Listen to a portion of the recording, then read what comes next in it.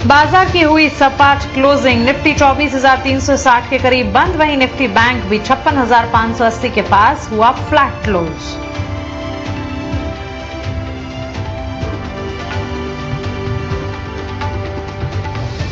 मजबूत business update से BHEL 2.5% उछलकर हुआ बंद। FY26 में 32,350 करोड़ का टर्नओवर, कंपनी को 75,000 करोड़ के नए ऑर्डर्स मिले।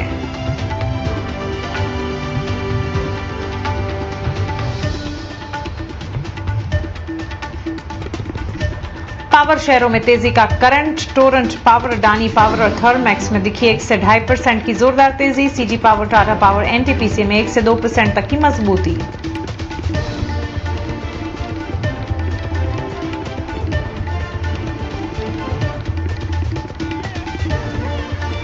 कमजोर तिमाही नतीजों के बाद जियो फाइनेंशियल का शेयर 2.5% फिसल कर हुआ बंद। नेट इंटरेस्ट इनकम में 18% की बढ़त, लेकिन मुनाफे में सिर्फ 1% का इजाफा।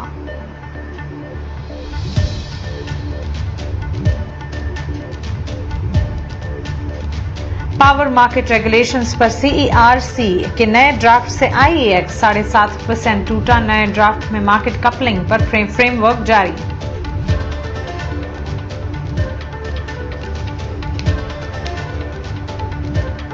और कल एचसीएल टेक्नोलॉजीज और नेस्ले के नतीजों पर रहेगा फोकस। तिमाही आधार पर एचसीएल टेक्नोलॉजीज के डॉलर आय और मार्जिन में दिख सकता है दबाव। परसिस्टेंट सिस्टम, टाटा एलेक्साई और ट्रांसफॉर्मर्स एंड रेक्टिफायर्स के नतीजों पर भी रहेगी नजर।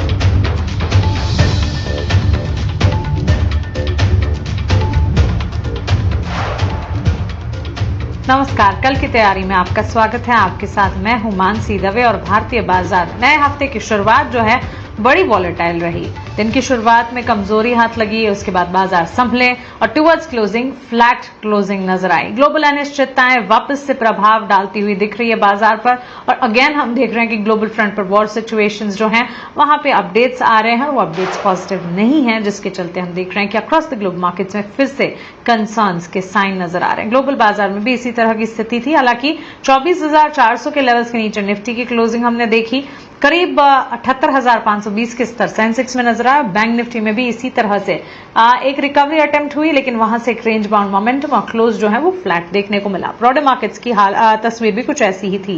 लेकिन चलिए अब यहां से आगे आपकी तैयारी क्या होनी चाहिए, कल जब बाजार खुलेंगे तब कहां पर आपकी नजर होनी चाहिए, ये सारी राय स्ट्रैटेजी समझते हमारे मार्केट एक्सपर्ट से। दो एक्सपर्ट्स हैं हमारे साथ, पृथ्वी फिनमार्ट प्राइवेट लिमिटेड के हरीश जुजारे हैं हमारे साथ, और Motilal Oswal financial services limited के नंदीश शाह भी हमारे साथ जुड़ गए हैं। हरीश, नंदीश, बहुत स्वागत है आपका 18 आवर्स स्वदेश पर अपना समय हमें देने के लिए आपका शुक्रिया। शुरुआत आज नंदीश आपसे करना चाहूंगी, बताएं कैसे देख रहे हैं मार्केट के टेक्सचर को आप, और काफी सारे न्यूज एंड फ्लोज हैं जो इम्पैक्ट कर रहे हैं बाजार पर, और एक पॉजिटिव ट्रिगर कह सकते हैं, एटलीस्ट एक्शन वाला ट्रिगर, वो है हमारी earning season. On the lines of all of this कैसे देख रहे हैं मार्केट के हालात? तो अगर मैं पहले अर्निंग्स की बात करता हूँ तो अभी तक जो भी रिजल्ट्स देखे, specially from the IT pack and the banking pack, तो specially the banking pack, the result and the guidance has been above, largely above expectation. और आईटी में हमने ऑलरेडी देखा हुआ था कि उसमें कुछ खास ऐसे एक्सपेक्टेशन बंधे हुए नहीं थे, लेकिन specially what is a player like TCS has given a decent set of numbers. तो अभी तक जो भी हमने देखे रिजल्ट्स में, तो ऑलमोस्ट इन लाइन या अबव एक्सपेक्टेशंस आए हुए हैं। तो तो जिस तरह से अर्निंग सीजन चालू हुई है, और आगे जाके भी अगर हमने देखते हैं कि specially from the mid cap side, from what is Angel Broking और from Groww, the numbers have been exceptionally great numbers has been reported so far. तो अभी तक तो अर्निंग्स में तो ऐसा कोई बड़ा डिसअपॉइंटमेंट नहीं दिखाई दे रहा है।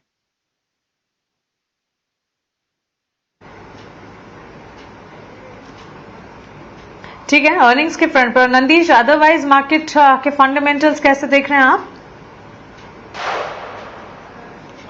जब तक ऐसी अनसर्टेनिटी अगर हम देखेंगे, तो market basically will be in what is sideways और इन अ consolidation phase.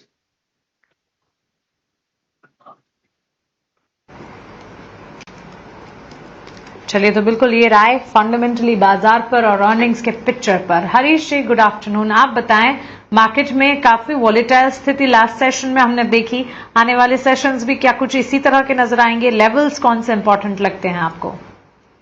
Good afternoon Mansi जी। अगर देखा जाए तो बिल्कुल देखिए, मॉर्निंग सेशन में हमने एक वीक ओपनिंग देखना था, उसके बाद अच्छी रिकवरी भी देखने मिली थी, लेकिन मार्केट जैसे क्लोज होते हुए थोड़ा बहुत प्रॉफिट बुकिंग देखने मिला मार्केट्स में। हाउएवर जिस तरीके से निफ्टी में 50 डे मूविंग एवरेज से ऊपर इंटरडे में निकला था, उसके आसपास ही क्लोज हुआ है। मुझे लग रहा है कि अभी भी सेटअप पॉजिटिव की है, higher top higher bottom intact है। 24,000 के आसपास स्ट्रॉन्ग सपोर्ट है, जब तक 24,000 के ऊपर है मोमेंटम पॉजिटिव रह सकता है। ऊपर के वो 24,500 से लेकर 24,700 के आसपास तक अपमूव देखने मिल सकता है निफ्टी में। हाउएवर हमें सुबह भी बात किया था कि बैंक निफ्टी में थोड़ा वीकनेस एंटिसिपेट कर सकते हैं, थोड़ा कॉशियस अप्रोच रखना चाहिए। उसी के हिसाब से थोड़ा बहुत प्रॉफिट बुकिंग इंट्राडे में लेवल्स में देखने मिला, क्योंकि बैंक निफ्टी की स्ट्रक्चर देखते हैं तो बैंक निफ्टी में भी एक अच्छा उछाल देखने मिला था लास्ट 2 हफ्तों से। हाउएवर बैंक निफ्टी जो है, मेजर जो रेजिस्टेंस है 250 के आसपास आके ऑलमोस्ट कंसोलिडेट कर रहा है, तो हो सकता है कि 57,000 के आसपास थोड़ा रेजिस्टेंस देखने मिले बैंक निफ्टी में। तो 57,000 के ऊपर ही मुझे लग रहा है कि फ्रेश ट्रिगर हो सकता है। तो 57 के नीचे जब तक है, हो सकता है कि थोड़ा कंसोलिडेशन या माइनर प्रॉफिट बुकिंग भी एंटिसिपेट कर सकते हैं। सपोर्ट 56,000 के आसपास इमीडिएट है। अगर इसके नीचे थोड़ा वीकनेस देखने मिल सकता है बैंक निफ्टी में।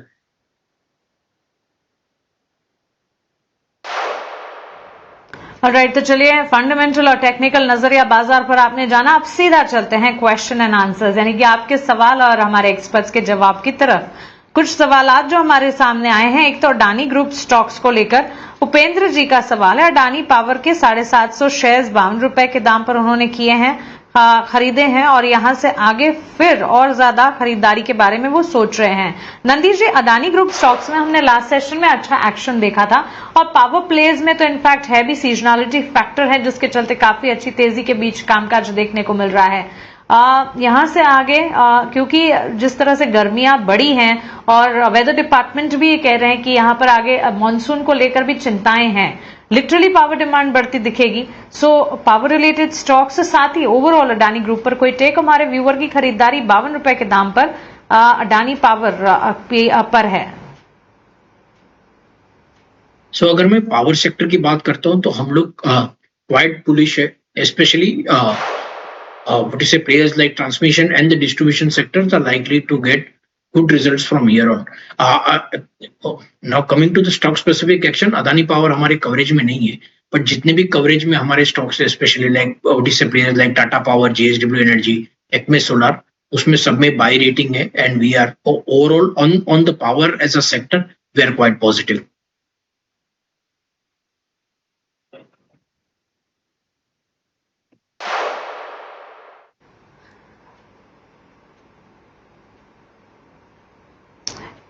ठीक है, चलिए, power group, Adani group stocks और इन पर्टिकुलर पावर स्पेस पर ये राय फिलहाल हमें मिलती हुई।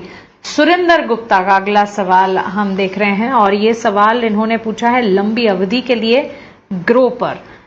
हरीश जी, ये टेक और ये ग्रो पर आपसे एक राय मैं जानना चाहूंगी। और लिटरली ग्रो में नतीजों के बाद भी हमने देखा है स्टॉक में एक धीमापन जरूर दिखा, लेकिन चला है स्टॉक, और काफी चल भी रहा था पिछले हफ्ते, और फंडामेंटल्स काफी अच्छे नजर आते हैं। इनकी एंट्री प्राइस 208 की है, 70 शेयर्स खरीदे हैं, ऊंचे दाम पर खरीदारी कर ली है इन्होंने, लेकिन फिर भी क्योंकि फंडामेंटल्स अच्छे हैं, यहां से आगे फर्दर अपसाइड तो एक्सपेक्टेड है ही। टेक्निकली चार्ट्स आपको कैसे नजर आते हैं? 197 पर क्लोज हुआ ये स्टॉक, क्या इन स्तरों पर भी एंट्री की जा सकती है? मानसी जी, अगर देखा जाए तो देखिए, लास्ट 1-2 हफ्ते में स्टॉक अच्छे से रैली कर चुका है, तो ऑलमोस्ट 30 to 40% का ऑलमोस्ट गेंस दिखाया था नीचे लेवल से। तो मुझे लग रहा है कि यहाँ पे थोड़ा प्रॉफिट बुकिंग बिल्कुल एंटिसिपेटेड है। जिस तरीके से लास्ट 2-3 दिनों से प्रॉफिट बुकिंग देखने मिल रहा है, हो सकता है कि ये प्रॉफिट बुकिंग और थोड़ा एक्सटेंड हो सकता है। जहाँ पे मेजर सपोर्ट दिखाई दे रहे हैं 187 185 के आसपास, मुझे लग रहा है कि सेटअप अभी भी पॉजिटिव है। एक ट्रायंगल ब्रेकआउट का रिसेंटली एक ब्रेकआउट दिया था, जहाँ पे 185 186 के आसपास है, तो मुझे लग रहा है कि ये लेवल्स रिटेस्ट कर सकता है, लेकिन सेटअप पॉजिटिव है, इनको बने रह सकते हैं। ऊपर की ओर देखा है तो मुझे लग रहा है कि 220 से लेकर 230 के लेवल्स पे एंटिसिपेट कर सकते हैं। तो लेकिन थोड़ा वोलेटाइल है बिल्कुल स्टॉक, जिस तरीके से एक शार्प अपमूव देखने मिल सकते हैं। तो इमीडिएट बेस में सपोर्ट 185 का है, मुझे लग रहा है कि 185 के आसपास उनको स्टॉप लॉस मेंटेन करना चाहिए। अगर 185 के नीचे क्लोजिंग रहा है तब जाके मुझे वीकनेस नजर आता है, तो अभी भी मैं ऑप्टिमिस्टिक हूँ स्टॉक के ऊपर की ओर 200 के 220 230 के लेवल्स के लिए देखा जा सकता है।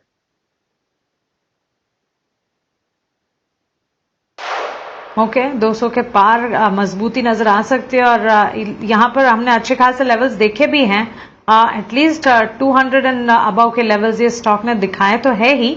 लास्ट सेशन में कमजोरी थी, लेकिन इस कमजोरी डिप को भी बाइंग अपॉर्चुनिटी के तौर पर ही समझना चाहिए और अगर खरीदारी की है तो फिर तो आपको मेंटेन ही करना चाहिए इस स्टॉक को। ये राय फिलहाल ग्रो पर आपको मिलती हुई। एक और सवाल HDFC बैंक पर प्रकाश का है। नंदीश जी, आपसे राय जानना चाहूंगी। इन्होंने 500 शेयर्स HDFC बैंक के खरीदे 810 के दाम पर।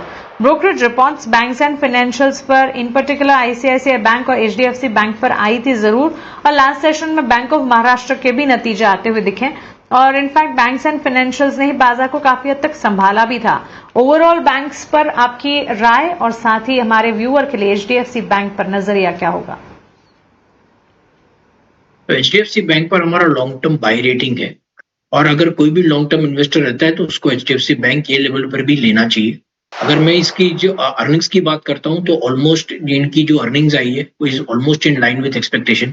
इनका जो मर्जर हुआ था HDFC और HDFC बैंक के साथ, इट इज ऑलमोस्ट मोर और लेस एवरीथिंग गेटिंग कंप्लीटेड और इनका जितना भी हाई कॉस्ट डिपॉजिट था उन्होंने स्लोली एंड स्टडीली कासा के साथ कन्वर्ट कर लिया है। तो यहाँ से जाके overall over a period of time यहाँ पर एक मार्जिन एक्सपेंशन जैसा भी एक बन सकता है और इनकी asset quality as compare to the other banks is in much better shape. तो अगर कोई भी लॉन्ग टर्म इन्वेस्टर रहता है तो HDFC bank should be in a part of the portfolio.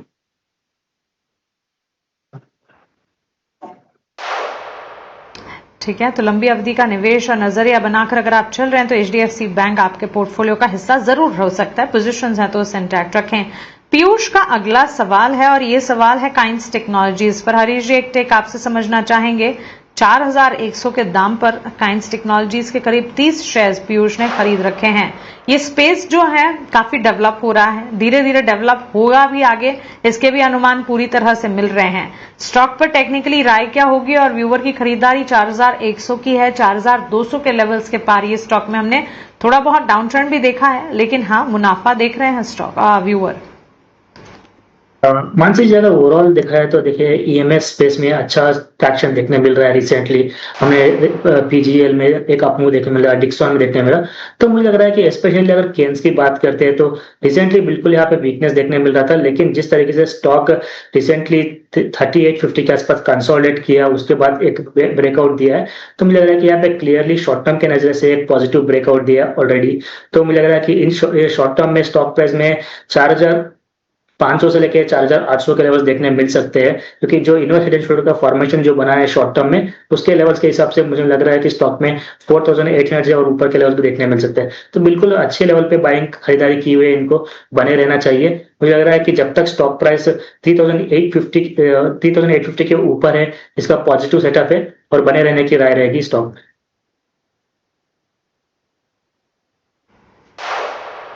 ठीक है, पोजीशंस को इंटैक्ट रखें, ये राय फिलहाल आपको मिलती हुई। और स्टॉक में अच्छा खासा मूव दिखा भी है इस वक्त, भले ही हम स्टॉक में डाउन ट्रेंड देख रहे हैं, बट अदरवाइज पोजीशंस को इंटैक्ट रखा जा सकता है।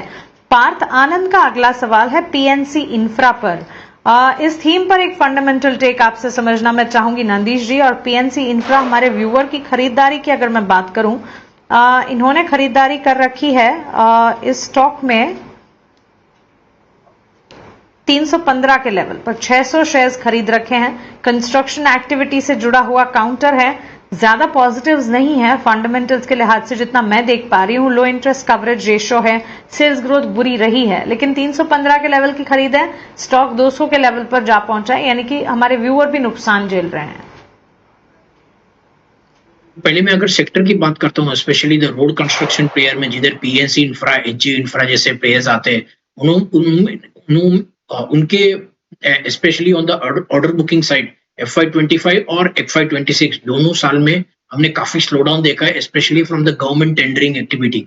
तो यहाँ पर भी अगर मैं शॉर्ट टर्म और या मीडियम टर्म की बात करता हूँ तो ये इतना बहुत अच्छा कोई पॉजिटिव व्यू नहीं बन रहा है, specially for EPC players who are mainly focusing on the road side, on the road construction segment.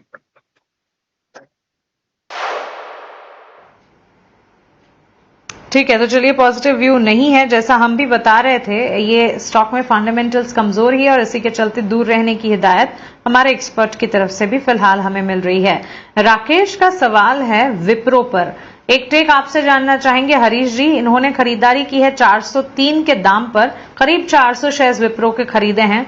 अभी ताजा नंबर्स जब विप्रो के आए, मिक्स सेट ऑफ नंबर्स कहे जाएंगे, हालांकि काफी सारे पैरामीटर्स थे जो कि इम्पैक्टफुल भी थे और उसके ठीक बाद आईटी स्पेस फोकस रेडार पर भी आया था। लास्ट सेशन में हमने आईटी सेक्टर में डाउन ट्रेंड्स देखे, लेकिन विप्रो पर आपकी राय क्या होगी? बिल्कुल मानसी जी, देखिए आईटी में अभी भी कोई मेजर स्ट्रेंथ दिखाई नहीं दे रहा है। जैसे मार्केट में थोड़ा बहुत उछाल आता है आईटी में, वहां से मोस्टली स्पेशली फिजल आउट होते हुए नजर आ रहा है। अगर विप्रो की बात करते तो रिसेंटली एक पिछले हफ्ते में एक अपमूव देखने मिला था 215 213 के आसपास, लेकिन मुझे लग रहा है कि स्टॉक में एक लंबे कंसोलिडेशन में है। हो सकता है कि और थोड़ा कंसोलिडेशन एक्सटेंड हो सकता है। तो ओवरऑल सेटअप मुझे लग रहा है कि एक साइडवेज टू बेरिश है। तो मुझे लग रहा है कि ऊपर की ओर जो ज्यादा एक अपमूव देखने मिला है, तो 225 तक के लेवल से एंटिसिपेट कर सकते हैं शॉर्ट टू मीडियम टर्म में। तो फिलहाल के लिए इनका बिल्कुल यहाँ पे बने रहना ही बेहतर है, क्योंकि जिस तरीके से कंसोलिडेशन है स्टॉक में और कुछ टाइम लग सकता है इनको। लेकिन अभी भी सेटअप की बात करते हैं तो मुझे लग रहा है कि सेटअप में स्ट्रॉन्ग सपोर्ट नीचे की ओर 200 और 195 के करीबन देखने मिल रहा है। तो बने रहने की राय रहेगी, लेकिन 225 के आसपास अगर आता है तो वहां पे एग्जिट करने के लिए ज्यादा बेहतर होगा, क्योंकि स्टॉक में अभी भी मुझे रिलेटिव स्ट्रेंथ दिखाई नहीं दे रहा स्टॉक इसके हिसाब से।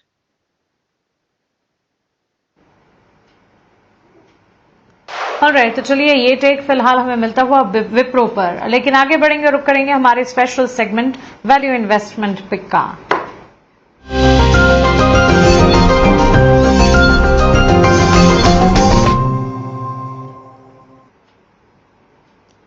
जी नंदीश जी, बताएं कौन से होंगे शेयर आपकी तरफ से एज वीआईपी?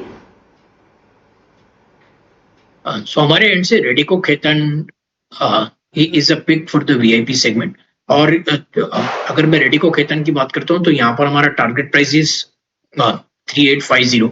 तो अभी जो रिसेंटली कर्नाटका गवर्नमेंट ने उनकी एक एक्साइज पॉलिसी में जो भी चेंजेस किए, उसका सबसे बड़ा बेनिफिशियरी रेडिको खेतन होगा, जिसमें उन्होंने क्लियरली बोला है कि जो भी प्रीमियम एंड अबव कैटेगरी रहेगा वो उसमें हम कम से कम 10 से 20% का प्राइस रिडक्शन देख सकते हैं। और यहाँ पर जो स्पेशली द प्रीमियम और एंड अबव सेगमेंट है, यहाँ पर margins is almost more than double the what is a normal segment. और रेडिको खेतन ने स्लोली अपनी बुक्स भी अच्छी तरह से क्लीन की हुई है, और यहाँ से earnings growth is almost 25 to 30% for the next 2 years। तो ये हमारे एंड से एक पिक है for the long term investors.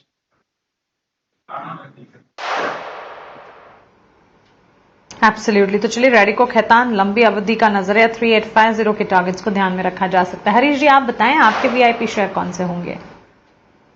Mansi जी, अगर देखा जाए तो मुझे लग रहा है कि पीएसयू बैंक्स में थोड़ा ट्रैक्शन बढ़ते हुए नजर आ रहा है। तो उसमें से मेरा पहला स्टॉक रहेगा बाइकाई, जो एसबीआई है। रिसेंटली एक डाउनटिक देखने मिल रहा था, वहां से रिकवरी भी देखने मिल रहा है आज के ट्रेडिंग सेशन में। हम आगे आने वाले दिन में और मोमेंटम बढ़ सकता है यहाँ पे। तो 1175 के टारगेट्स के लिए खरीदा जा सकता है करंट लेवल से या थोड़ा डिप्स में भी। स्टॉप लॉस मेंटेन करना है 1060 का एसबीआई में। दूसरा स्टॉक रहेगा सीजी पावर। देखा है तो लगातार एक कंसोलिडेशन के बाद क्लियरली एक ट्रायंगल ब्रेकआउट दिया था पिछले दिनों में। तो मुझे लग रहा है कि यहाँ पे एक क्लियरली एक लॉन्ग टर्म स्ट्रक्चर पे पॉजिटिव ट्रेंड दिखाई दे रहा है। तो करंट लेवल से थोड़ा डिप्स में बाइंग किया सकता है सीजी पावर। तो टारगेट्स बनाएंगे पोजिशनल के लिए 825 और 850 का। तो स्टॉप लॉस मेंटेन करना है 750 का पोजिशनल बेसिस में सीजी पावर।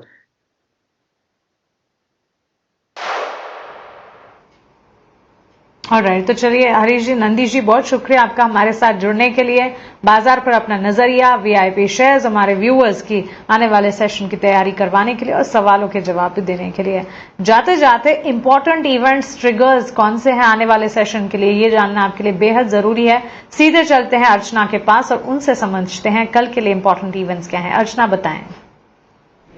जी, कल 21 अप्रैल के लिए मार्केट में बहुत सारे इंपॉर्टेंट ट्रिगर्स लाइंड अप है, जहां हमारे मार्केट के साथ साथ ग्लोबल क्यूज भी मार्केट की डायरेक्शन तय कर सकते हैं। शुरुआत करते हैं हमारे मार्केट से। कल निफ्टी की वीकली एक्सपायरी है, तो मार्केट में उतार चढ़ाव देखने मिल सकता है।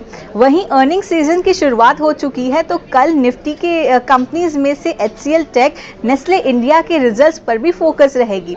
वहीं पर्सिस्टेंट सिस्टम, 361, टाटा इन्वेस्टमेंट और टाटा एलेक्सी के Q4 रिजल्ट्स के नंबर भी इंपॉर्टेंट रहेंगे। और इनका मार्केट में शायद थोड़ा असर देखने मिल जाए। अब बात करते हैं ग्लोबल ट्रिगर्स की। अमेरिका से शुरुआत करते हैं। कल 21 अप्रैल को यूएस के रिटेल सेल्स के नंबर्स इंपॉर्टेंट रहेंगे, जिससे कंजम्पशन ट्रेंड के सिग्नल मिलेगा। वहीं यूके में देखें तो कल 21 अप्रैल को जॉबलेस क्लेम और अनएम्प्लॉयमेंट रेट के डेटा भी इंपॉर्टेंट रहेगा। और आखिर में बात करते हैं की अदर ट्रिगर्स की, जिनका मार्केट में इतना सिग्निफिकेंट इम्पैक्ट नहीं देखने मिलेगा, बट आप फॉलो कर सकते हैं। साउथ कोरिया के प्रेसिडेंट, जिनका 19 से 21 अप्रैल तक भारत दौरा चल रहा है, तो कल उसका आखिरी दिन है और वो भी फोकस में रह सकता है।